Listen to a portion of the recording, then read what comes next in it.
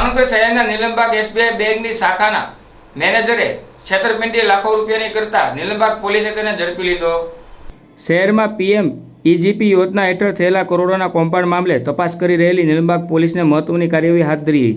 નીલમબાગ શાખાના chief manager સંતોષ કુમારની ધરપકડ કરી હતી। તારીખ 31 માર્ચે બેંકના લોનમાં ગેરરીતિ અને છેતરપિંડી સંદર્ભે ફરિયાદ નોંધવા બાદ પોલીસે તપાસ શરૂ કરી હતી અને તપાસ દરમિયાન સામે એવું હતું કે સરકારી પીએમઈજીપીના યોજના અંતર્ગત વધુ ઉદ્યોગોને પ્રોત્સાહન આપવા માટે ઓનલાઈન અરજી આધારે સબસિડીયુક્ત લોન આપવામાં આવી હતી, જેમાં બેંક દ્વારા કેવાયસી સ્થળ ચકાસણી અને પ્રી વેરિફિકેશન બાદ લોન મંજૂર થતી હતી। પરંતુ ભાવનગરમાં અંદાજે 42 જેટલા લોન ધારકોએ ખોટા બિલો અને બનાવટી દસ્તાવેજોના આધારે લોન મેળવી હોવાના આક્ષેપ થયા હતા।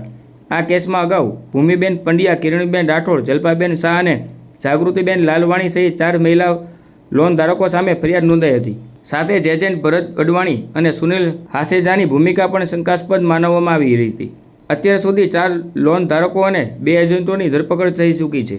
પોલીસે તપાસમાં એવું પણ ખુલ્યું હતું કે લોનની રકમ મશીનરી ખરીદી અથવા ઉદ્યોગ સ્થાપનામાં વાપરતા બદલે વ્યક્તિગત ઉપયોગમાં લેવાઈ હોવાની શક્યતા હતી।